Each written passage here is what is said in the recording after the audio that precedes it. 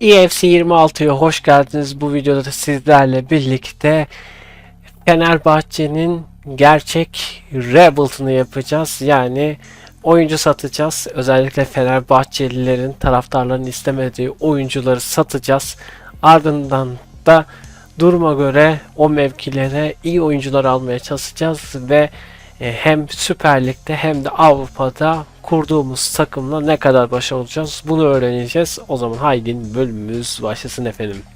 Evet, sezona yeni başladığımızı ve hani transfer dönemimizde olduğumuzu söyleyelim. Yani daha doğrusu bir ay öncekine geçelim ve o şekilde kafamıza tasarlayalım. Fenerbahçe yeniden kuralım efendim.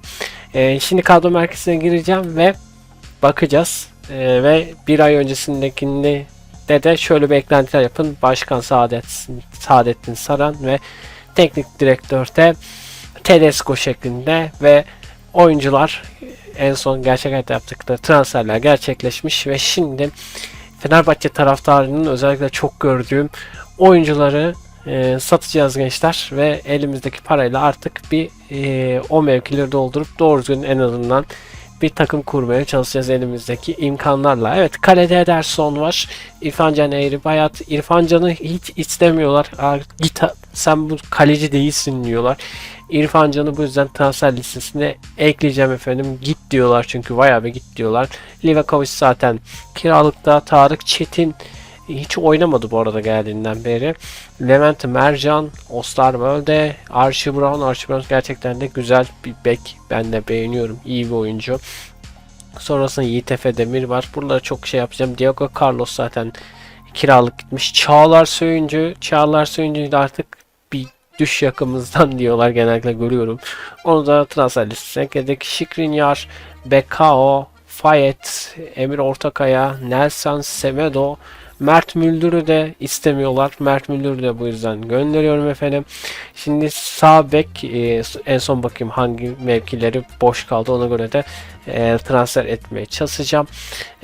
Amrabat zaten istememeye başladı son şeylerde. Taraftar Amrabat'ı şeye gönderdiler. Real Betis'e gönderdi kiralık olarak. Edson Alvarez şu an gerçekte sakat ama oynayacak. İstiyorlar mı istemiyorlar mı bilmiyorum. O Edson Alvarez yeni olduğu için şu anlık bir şeyleri yok. Fred'i de bir seviyorlar bir sevmiyorlar. O yüzden Fred'i de dursun takımda. Bir şey diyemeyeceğim. Mert Hakan Yandaş, onu istemiyorlar. Mert Hakan Yandaş'ı da yolluyorum efendim. Anderson Talisca. Talisca'yı da istemeyen taraf çok fazla. Anderson Talisca'yı da bu yüzden yollayacağız. Szymański'yi son dönemlerde hiç istemiyorlar. Szymański'yi de transfer listesine ekledim. Kerem Aktürkoğlu'nu isteyen de var, istemeyen de var. Bu yüzden bir elleme yapmayacağım. Oğuz Aydın'ı da bir kısım istiyor, bir kısım istemiyor. O çok ortada kaldığı için Oğuz Aydın'a dokunmayacağım. Asensio, İrfan Can'a da bir şey demiyorlar. Bazen git diyorlar, bilmiyorum. Cengiz Ünder zaten Beşiktaş'a gitti. Cenk Tosun'u da valla Cenk Tosun için bir şey demiyorlar. O da böyle bir hani negatifler. Negatif de değil de pozitif değil de böyle ortada böyle nötr şeklinde takılıyorlar. Yusuf En-Nesyri birçok kişi git artık diyor, yani istemiyor. Bir kısımda diyor ki şey olsun. Ama ben de çok böyle burada şeyi kullanayım. Kanaat notu kullanayım. Öğretmenler gibi. Yusuf En-Nesyri çok da iyi bir forvet değil. Biraz yavaş kalıyor. Biraz böyle iyi bir forvet almamız için de parayla Yusuf En-Nesyri'yi de gönderiyorum efendim. John Duran'ı tutacağım. Daha henüz bir şey yok. Dorgan Esner'e de gayet iyi oynadığını düşünüyorum. Bu yüzden kadro bu şekilde oldu. Şimdi ben ne yapacağım? Altyapı değil, ofis, şuradan bir mali durumu 32 milyonumuz varmış. Ben şimdi bir şeye bakacağım. Hangi mevkileri yolladık transfer listesine, onları yollayacağım. Oyuncuları satacağız ve ardından da transfer listelerine geleceğiz. Transfer etmeye çalışacağız. Şimdi ben bir ayarlayayım, geliyorum. Hatta bölmeyeyim, direkt transferleri de beraber yapalım. En azından şu anlık aday listemize ekleyebileceğimiz, gerçek hayattan Lookman istiyorlardı. Lookman'ı şöyle bir alalım efendim. Lookman 45,5 milyon. Lookman'ı belki transfer edebiliriz. Bizim oyuncu satmamız lazım önce tabii ki de. Lookman'ın dışında bir de Bissouma'yı da ekleyelim ama Bissouma'yı almaya da biliriz. Şu an baktığımda duruma Bissouma tarafında, merkez defans orta saha tarafında bir sıkıntı yok şu an ama şey sıkıntısı var. Santrafor En-Nesyri gönderdiğimiz için, merkez ofansif orta saha Talisca gittiği için, sonrasında sağ bek ve stoper almamız gerekiyor. Bir de kaleci lazım. Bu mevkiler lazım. O yüzden şu anlık ne yapacağım? Serbestlere gidip bakacağım. Serbestlerde alabileceğimiz önümüzdeki şeylere bakmam lazım. Çünkü paramız yetmeyebilir. Sattığımızda paraları ancak bulabiliriz. O yüzden şimdi burada potansiyelli yükselmiş en iyi kaleciyi seçsem iyi olur. En azından yedek kaleci daha iyi olur. Aday listesine bunu ekleyelim. Defans stoper sağ bek lazım bu arada. Hemen şöyle gözümle arıyorum. Ciku mesela geri getirebiliriz ama biraz saçma da olabilir. O yüzden neyse ellemeyeceğim. Ciku'yu biraz saçma oluyor. Sağ bek stoper zirve gerileme. Buradan bakabileceğimiz Saiz, Roman Saiz var mesela, 35 yaşında ama.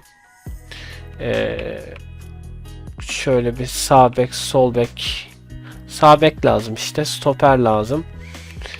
Burada da bir Jorge Sanchez sağ bek mi? İlk sağ bek mi oynuyor? Sağ bek oynuyorsa Jorge Sanchez'i de alalım burada. Stoper bulamadım.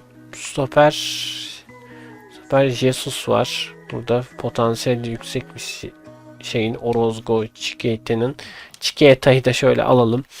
Orta sahada merkez ofansif aramam lazım. Merkez ofansif Amalla 72'ymiş. MO lazım bana. Başka bir MO. Fredrik Jensen var. Jensen da fena değilmiş, 27 yaşında. Tommy Lawrence var. Bu yaşlıdır. Yaşı. Şurada Urho Nisila var. Çok işimize yaramaz. MO olarak sadece şurada dikkatimi çeken bir bu değil. Tony Frank da var şu arada. O da iyi duruyor. Fredrik Jensen'ı da bir aday listemize ekleyelim. Şimdi defans, stoper, kaleciyi de hallettik sanırım. Atak forvette şey alabilsek Lukman'ı alacağız. Yedek olarak da buradan bir santrafor yine de seçelim. Alamayabilirsek diyerekten. Burada Bertrame var. 26 yaşında. Memphis Depay var. Depay'ı alalım. En azından şey olarak alalım Depay'ı. Depay yine iş görür. 31 yaşında şeyde.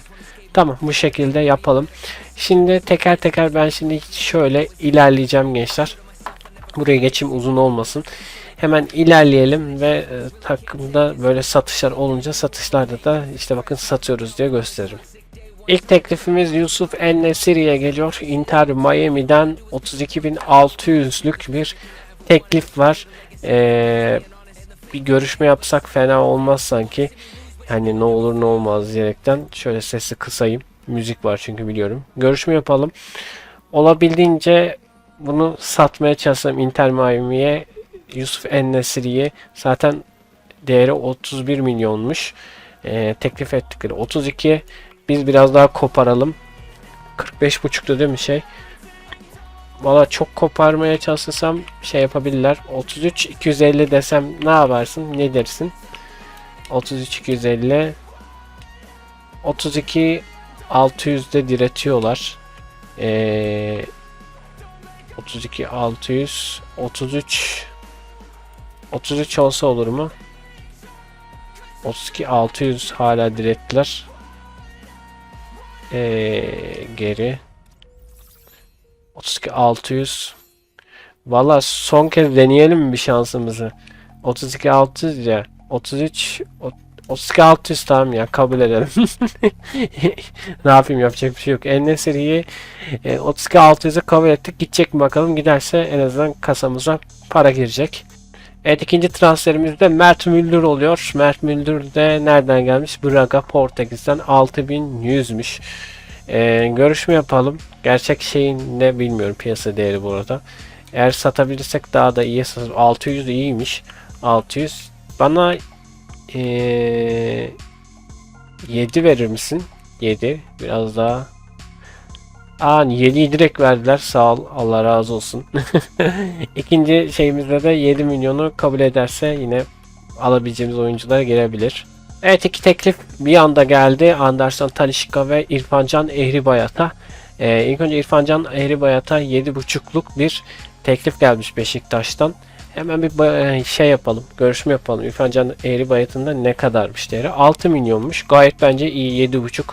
Ama isterseniz onu bir 8'e zorlayalım. 8 milyona Sergen hocamız tamam dedi. Yani bozulmasını istemiyorum. İrfancan gelsin dedi. İrfancan'ın yaşı 27. Ama istenmediği için şey yaptım. Normalde satmayacaktım kaleciyi ama istenmediği için şey yaptım. 21,5 milyon gelmiş bu arada. Talisca'ya şöyle görüşme yap diyerekten şuradan bir piyasa değerini görmüş olacağız en azından. Piyasa değeri 21,5'muş zaten. Valla Talisca iyi bir şey. Yine de bir gideri var. 24 diyelim. Kabul edecekler mi? 21,5 hala 21,5'da direttiler adamlar ya. 23,500 21,500'de kaldılar bir dakika. Evet, 21,5'ta diretiyorlar. 21,5'tan da yukarı çıkmadılar. 21,5 biz değerini veririz diyorlar. Son kez bir teklif yapacağım. Madem öyle 22 diyeceğim. Valla 22 diyeceğim. İster düşün ister şey yap, en azından para koparmaya çalışıyorum. Konusunda iyimserlik fakat Talisca için revize ettiğiniz ücret bizim için çok yüksek. Lan nesi yüksek? 500 daha ver. Al. Yok dedi, ben gidiyorum dedi. Git o zaman. Ne yapayım yani. Mert Hakan Yandaş'a bir teklif geldi. Bence Talisca'ya yine teklif geleceğini düşünüyorum. O yüzden o yüzden biraz yükseltmek istedim parayı. Anlaşamadığımız için. Eğer gitmezse de artık kalıp oynayacak, yapacak bir şey yok. Eğer hiç şey yapamazsak 1550 vermişler. Allah, benim için iyi para 1650. Hatta 1650 değil. 1750 Mert Hakan Yandaş'ı yollayın. 1600 dediler. Tamam, 1600. Mert Hakan Yandaş'ı yollayın efendim. Gayet iyi bir anlaşma olduğunu düşünüyorum. Evet, ilk ayrılığımızı yapıyoruz. İrfancan Ehribayat gitmiş. İrfancan Ehribayat'ımızı yolluyoruz. Takımla aldı gidiyor. O da sanki var ya, bu FC'nin şeyleri de hani adamlar sanki elinde doktor şeyi gibi, doktor çantasıyla gelmiş de doktor sanki bakmaya gelmiş gibi bir şey var. Onu daha güzel bir daha düzeltmeseler daha iyi olabilirmiş aslında ama ne yaptılar bilmiyorum. Şimdi İrfancan Ehribayat'ı gönderdik 8 milyona. Valla o en iyi anlaşma 10 milyonmuş.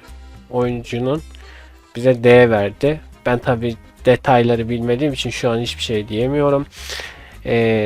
Tabii kimin ne kadar şey olduğunu bilemeyeceğim için. En-Nesyri ile görüşmeler sona erdi. Inter Miami çekinmek istediğini doğruladı. Aha, En-Nesyri elimizde patlamış. En-Nesyri elimizde patlamış hocam. Bir transfer yapmaya çalışalım bu arada. Gerçi transfer şeyimizde daha var ama transfer merkezimize bir gelebilir miyiz? Şuradan en son zaten şey yapacağım. Bir transfer yapalım mı yoksa daha satışları bekleyelim? Depay'ı kaptırmışız Depay'ı. Depay'ı kaptırmışız, hiç aklıma gelmedi. Depay'ı kaptırdık. Yapacak bir şey yok. Lookman var. Lookman'ı hala tutuyoruz. Yapacak bir şey yok. İlerleyelim ve kaçtayız? Temmuz'dayız bu arada. Daha sezon kapanmadı. Daha devam ederiz. Bir oyuncu daha ayrılıyor. O da Mert Müldür oluyor. Mert Müldür'ü de yolladık efendim. Burayı izlemeye gerek yok. Gitti oyuncu zaten. Braga'ya 7 milyona yolladık. Bunda da belki de şey yapmış olabiliriz. 8 milyon 900 bin ne anlatsan daha iyi olabilir dedi bana. Ben dediğim gibi bilmiyorum piyasa değerleri, nereden bileyim ben oyuncuların. Ben öylesine burada şey yapıyorum. Bana verdiğim bir infoya göre davranıyorum. Evet, Çağlar Söyüncü için de bir teklif geldi. Çağlar'ı da şöyle bir teklife gidelim. Çağlar'ın bana bilgi vermiyor ki, bak mesela bir bilgi.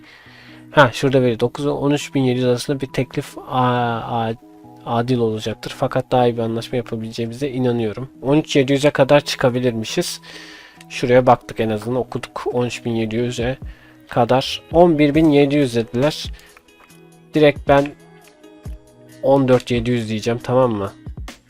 Aha, 14.700 kabul ettiler lan. Ben kabul etmezler 13'e çekeriz diye düşünüyorum. 14.700'e tamam dedi. Bu anlaşmanın bozulması istemiyorum. Çağlar verin bana dedi Porto. Evet, geldik En-Nesyri içinde yine bir teklif var. O ne lan, dalga geçer gibi. Diyorlar ki Trincão'yu verelim size, zaten merkez ofansif yok. Trincão'yu verelim. Siz bir 38 milyon zaten 50 binde teklif dedi. Takas oyuncusunu görüntüle. Trincão'ymuş, 82'lik. 87 potansiyeli var. Nasıl bir oyuncu olduğunu bilmiyorum. Merkez ofansif olarak şeyde oynatabilirdik aslında. Onları alabiliriz. Serbestlerdekinde daha makul mü olur acaba? Ama onların genleri düşük. Lookman aslında merkez ofansif de oynuyor santrafor dışında. Valla makul de olabilir aslında Trincão'yla. Bir görüşme yapalım. Görüşme yapak. Görüşme edek. Bağlım ediyoruz. Dediler ki 38 milyon veriyoruz, bir de 50 bin ücret vereceğiz sana. 38 milyonluk değerinde bir Trincão'yu veriyoruz diyor. Başka bir takas oyuncusuyla bana bakalım, forvetiniz. Forvet nerede, düşükmüş hocam. Orta sahalarda Pedro Alves falan filan. MO 20 yaşında. Bu Trincão kaç yaşında ya, hiç dikkat etmedim kaç yaşında olduğunu. Ne yapalım? Valla biraz tuhaf olacak ama kabul etsek de mantıklı olabilir. Trincão'yu da kullanabiliriz. Lookman'ı en azından oraya atarız. Ama ne kadar Lookman ileri santrafor daha iyi olabilir. Takas oyuncusunu çıkar ya, boşver. Bana abicim 31 milyon ya bu. 33 milyon ver bana. Kabul ediyor mu? Aha, attı lan. Daha çok isteseydim keşke, ben kabul etmez diye düşünüyordum ama etti. 33 milyonu kabul etti. Evet, bir ayrılık daha gerçekleşiyor. Mert Hakan Yandaş'a güle güle diyoruz efendim. Mert Hakan Yandaş'a Neom'a transferi gerçekleşti. Bunu da ucuza sattık büyük ihtimalle. Ne düşünüyorum? Yo, çok da iyiye satmışız. 1.8 mümkün anlaşma. Gayet iyi satmışız bu arada. Şimdi ilk Trendyol Süper Lig maçına doğru da yavaş yavaş geliyoruz. Bakayım ne zaman Trendyol Süper Lig maç? Sıradaki maç 27 gün sonraymış. Szymański'ye de bu arada teklif geldi. Szymański Galatasaray istiyor. Galatasaray istiyor, isterse istesin. Biz vereceğiz arkadaş. Bize teklif gelenlerin hepsini değerlendirmem lazım. O yüzden Szymański'yle de bir transfer şeyini yapalım. Valla 19.700 vermişler. Hocam 19.700 verdiniz ya, biraz 20 verseniz, 20 mi acaba onun değeri de tam bilmiyorum ya, ama 20 milyon nasıl?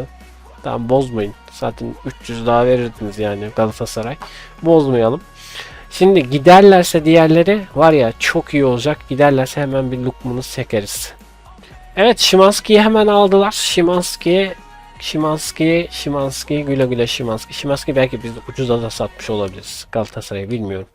20 milyon euro ile 26,5'luk şey varmış. Ben dedim belki 24-23, kendi kafamda öyle düşünüyordum. Biraz ucuza verdik. Sağlık olsun, yapacak bir şey yok. Biz hemen bir transfer, artık kendimizde bir transfer yapalım diye düşünüyorum. Geç kaldık gibi hissediyorum. Aslında geç de kalmadık ama yine de bir yapalım. Lookman'ı çekmek isteyeceğim. Hocam Allah, Lookman'ı satın mı alalım, kiralayalım mı? Bakayım ne diyor bana. 37 milyon civarında bir fiyata tamamlama şansımız olabilir diyor. Bizim 78 milyon, 37 verirsek yine de fena değil. Alabiliriz aslında Lookman'ı. Lookman'ın yaşı da iyi. Bence alınabilir. Satın mı alsak acep? Acep satın mı alsak acep? Bir satın alma teklifi götürelim. Olmazsa, anlaşamazsak ileri şey yapabiliriz. Şimdi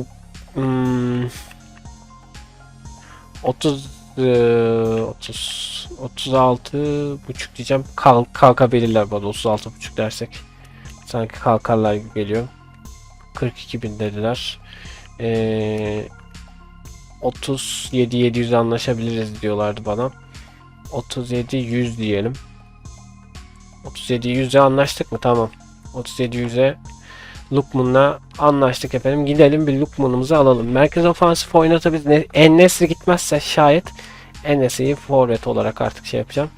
Lookman'ı kafamda benim hem merkez ofansif orta sahada oynatırız diye düşünüyordum. Serbest kalma bedelini yok sayıyoruz. Serbest kalma bedelini de reddediyoruz hocam. Şimdi ücret konuşacağız. 105 alıyormuş. Valla 105 mi versek?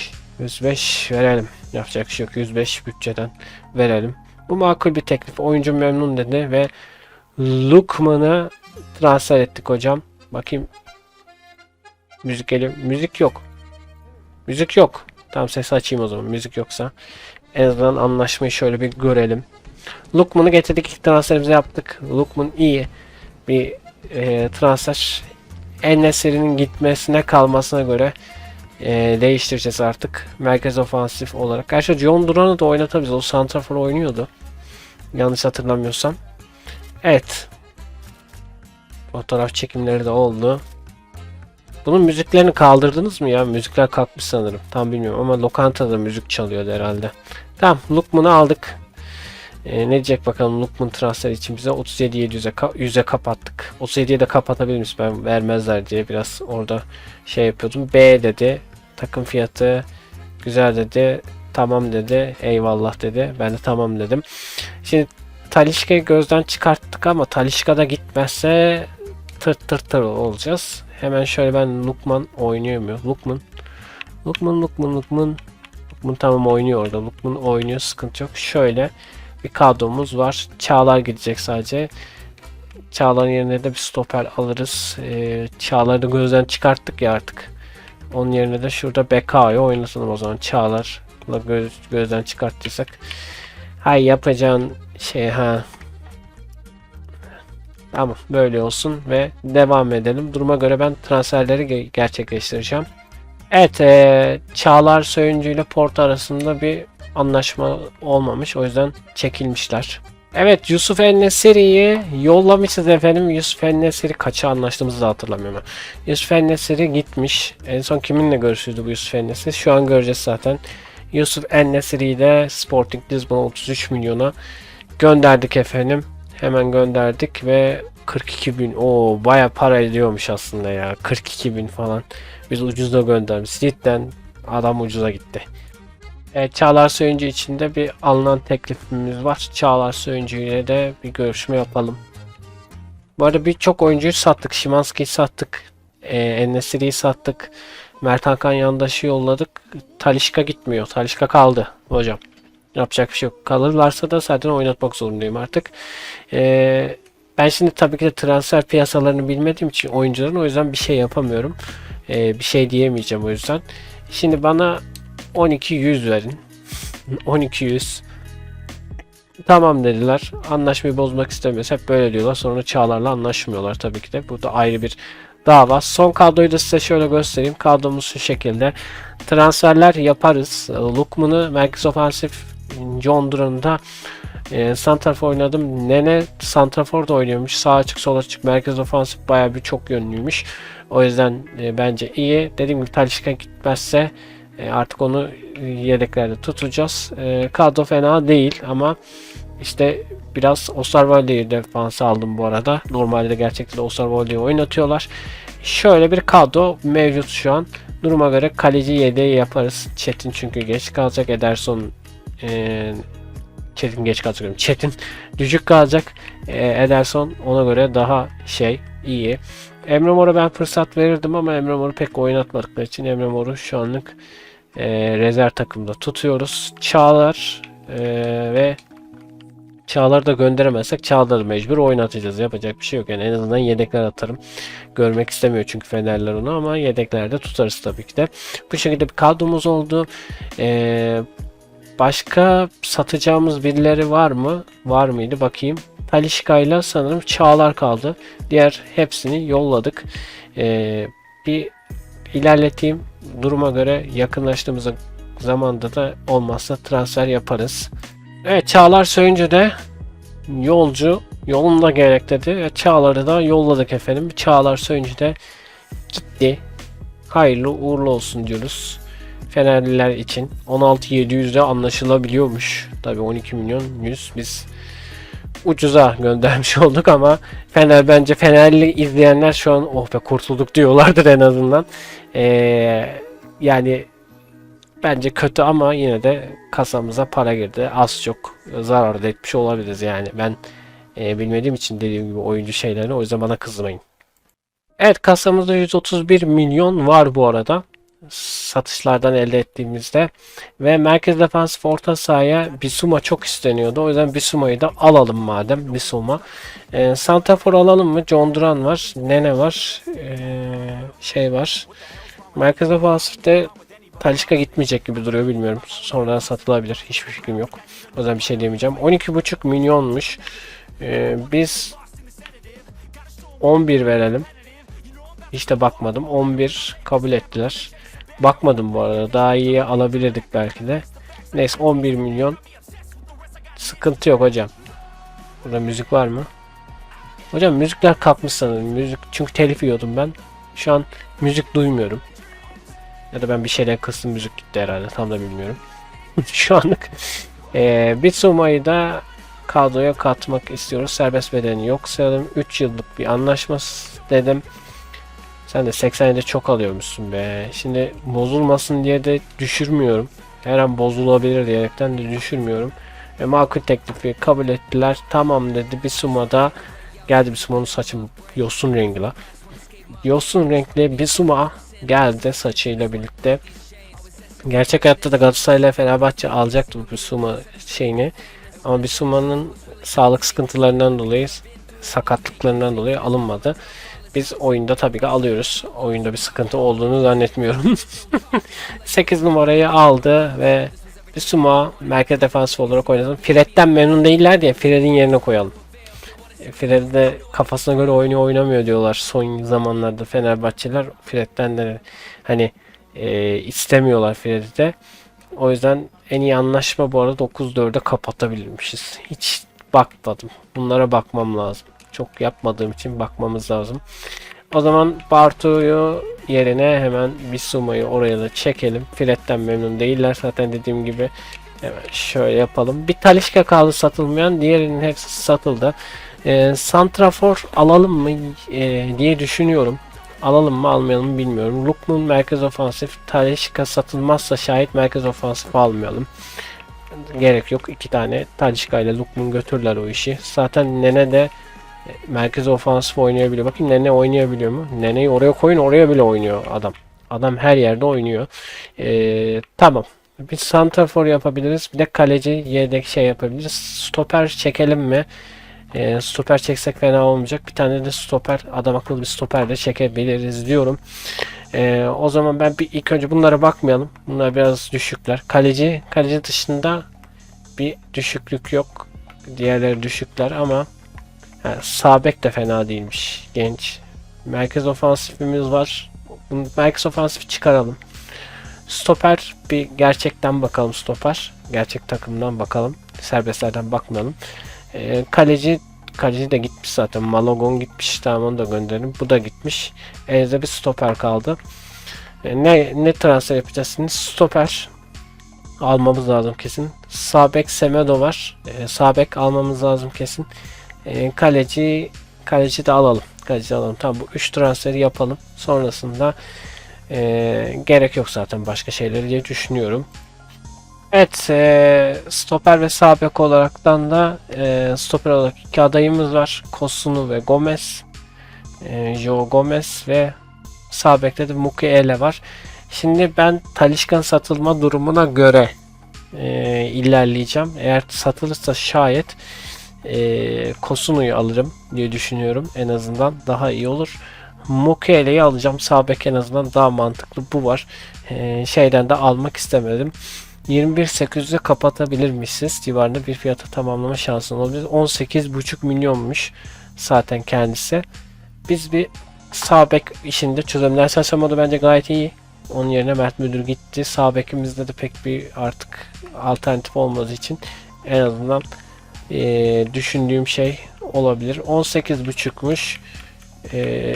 Biz direkt 18.5'a başlatalım o zaman. Diyor ki Oğuz Aydın'ı verirsen 13 milyon da düşer transfer ücreti. Oğuz Aydın'ı da istemiyorlar. Sol açık kim var? Sol açık, sağ açık. Sağ açık, sol açık. Nene oralarda oynuyor biliyor. Kerem var. Yok ya, biz risk etmeyeyim şimdi. Normalde istemiyorlar. Oğuz Aydın'ı da istemeyen bir kitle var ama ben mecbur ona bir 18.500 verdik. 18.600 vereyim o zaman. Ne diyorsunuz? Mukaele için revize ettiğiniz teklifi şey yapamıyoruz diyor. Tamam, bir hafta sonra ileri giderim.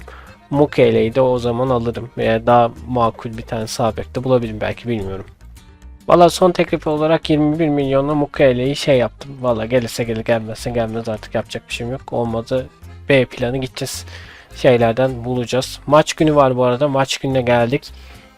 Transferleri yapacağız diye. Hızlı simüle et diyerekten ilk Fenerbahçe Alanya maçını oynuyoruz. Fenerbahçe 2-1 kazandı ve ilk hafta açılış maçını kazanarak başladık. Şimdi ilerle diyoruz. Muki ile görüş varmış bu arada. Muki ile görüş diyelim.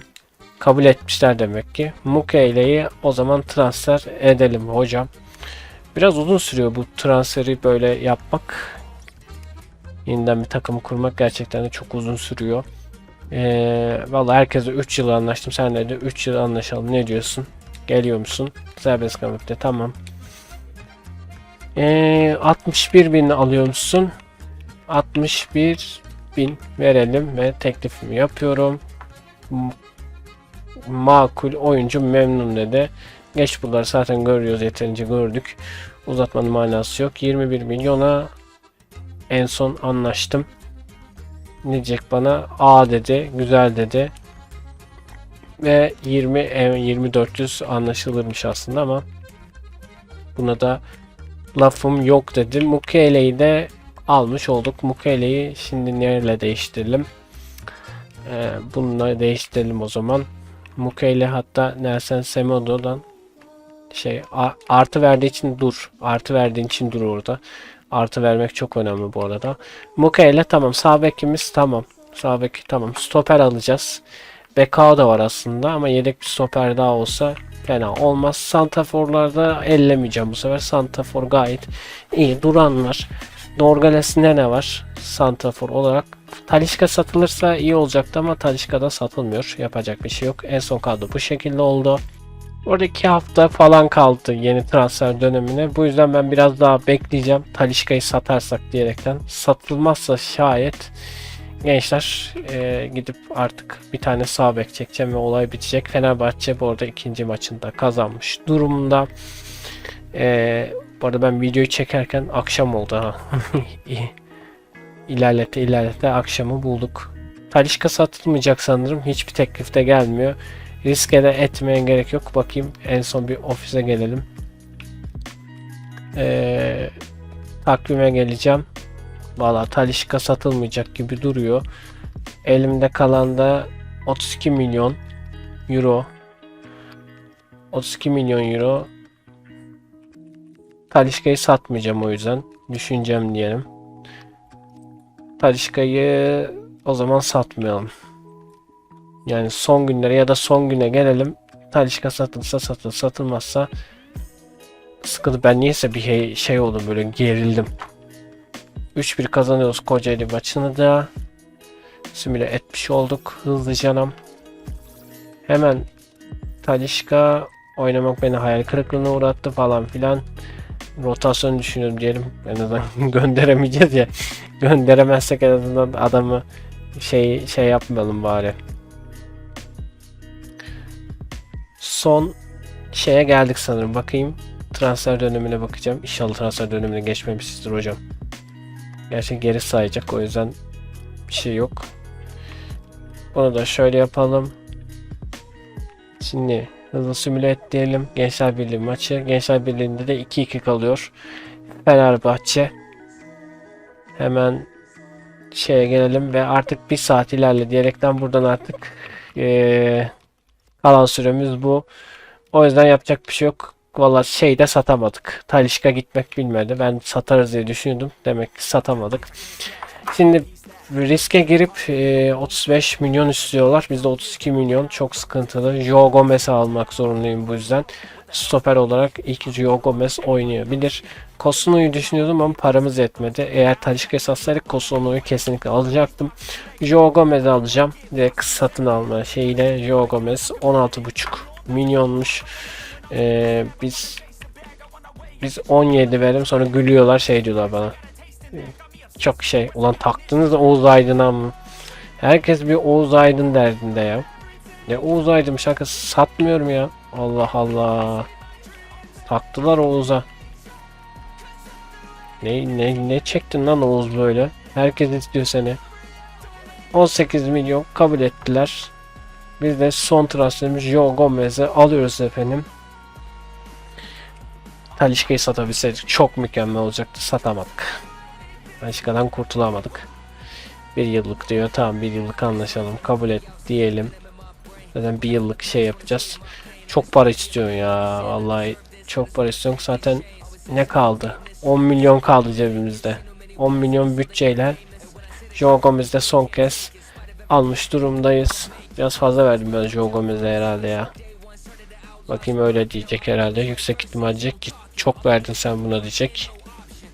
C verdi. 15 milyona kapatabilmiş. Sağlık olsun diyorum.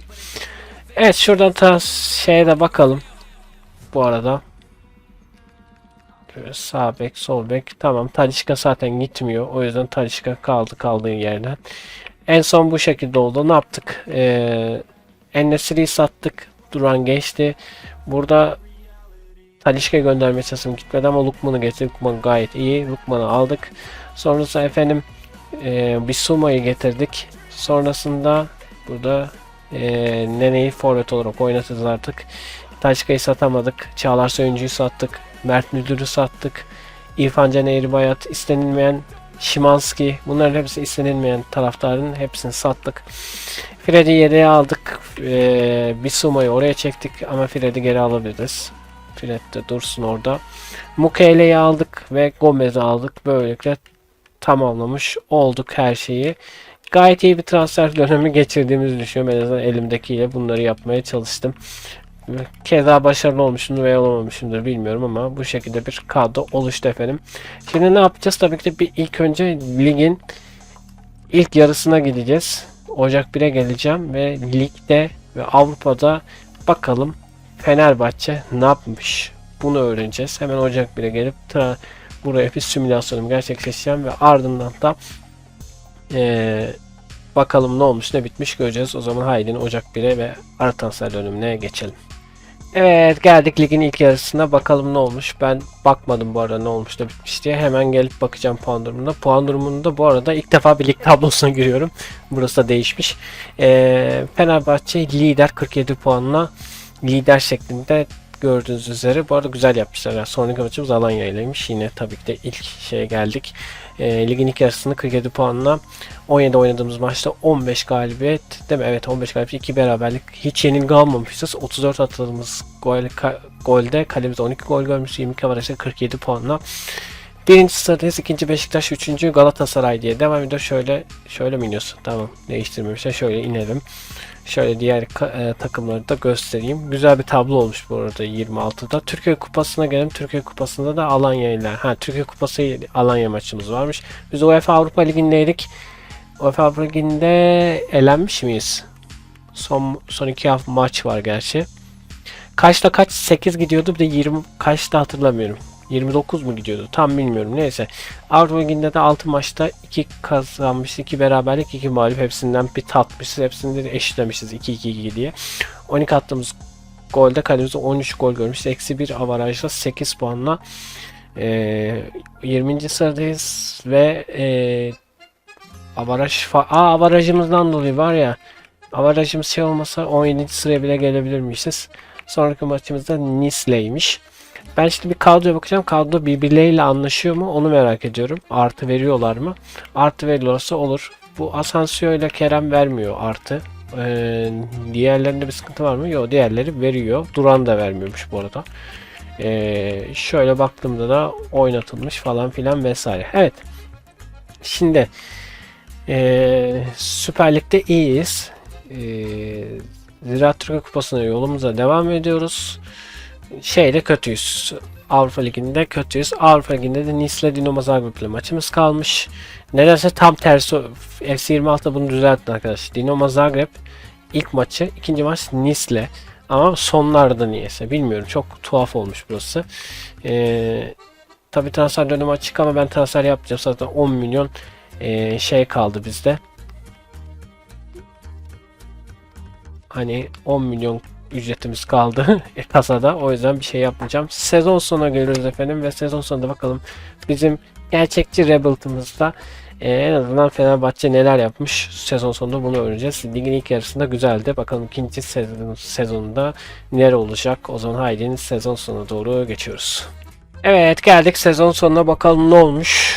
Ne yapmışız. Çok da başarılı olamadık sanırım ama dediğim gibi şeyler için, hani taraftarların gönderelim dedikleri için yaptım bir nevi gerçek Rebuild'ı. Çok da başarılı sayılmam aslında bu Rebuild'larda ama olabildiğince yapmaya çalıştım bir saat. Evet, devam edebiliriz. Kapıya bakmam lazımdı. Şimdi geldik. Ligde şampiyon olmuş, 89 puanla bitirmiş. 34 oynadığımız maçta 28 galibiyet, 5 beraberlik, 1 yenilgi alıp 68 attığımız golle kalemize 25 gol koymuş, 43 avarajda 89 puanla bitirmiş efendim. Şöyle hemen inip 2. Galatasaray, 3. Beşiktaş, Trabzon diye de devam ediyor. Şöyle aşağı ineyim, göstereyim. Hemen şimdi bir Türkiye Kupası'na bakalım. Türkiye Kupası finalinde Galatasaray Çaykur Rizespor arasındaymış. Biz Avrupa Ligi'nde 20.ydik. Ne zaman neresinde elenmiş ona bakarız. Lyon'la Nottingham Forest arasında final oynanacakmış. Hemen ben bir lige bakacağım. Ligde 22. sırada kalmışız. Bu yüzden çıkamamışız. Valla kaçta hatırlamıyorum. İlk 8 mi gidiyordu? İlk 8 direkt gidiyordu. Sonrası 16 oynuyordu falan ama biz direkt zaten şey yapamadık. Ama kaçtayız? 22, 25 mi? Hatırlamıyorum. Girmişiz herhalde. Playoff'a girmişiz. Fenerbahçe olarak Freiburg'u 3-1, toplamı 5-1 yenmişiz. Son 16'da da Nottingham Forest'ta elenmişiz 5-1 şeklinde olmuş efendim. Kadroda biraz anlaşmadı herhalde ama anlaşsaydı daha iyi olabilirdi. Bence yine o Asensio ile Kerem vermiyorlar. Baksana, artı vermiyorlar. Bir de Duran da vermiyor. Skriniar da vermemeye başlamış. Brown da vermemeye başlamış. En sonunda Ederson da vermemeye başlamış. Semedo da vermemeye başlamış. Fred de yok. Kim kaldı? 3 oyuncu veriyor. Semedo vermiş, pardon. 4 oyuncu veriyor, gerisi yok. Öyle olunca tabii ki de Bissouma bu arada sakatlanmış. Mukele'yi oynatmışlar. Gomez'i de oynatmışlar. Bu şekilde bir durumumuz Salzburg'da oynamış efendim ve sezon sonunda böyle olmuş. Sezon sonunda en azından şampiyonluk geldi. Şampiyonlar Ligi'ne gideceğiz. Ligin birinci sırada bitirmişiz. Şampiyon olmuş. Uzun bir aradan sonra Fenerbahçe şampiyon olmuş ligde. Avrupa Ligi'nde son 16'da elenmişiz. Ve videomuzu burada sonlandıralım. Çok uzun bir video oldu farkındayım ama böyle bir video, gerçekçi video çekmek istedim. Umarım beğenmişsinizdir. Kendinize iyi bakın. Yeni videolarda inşallah görüşmek üzere. Hoşçakalın. Bay bay.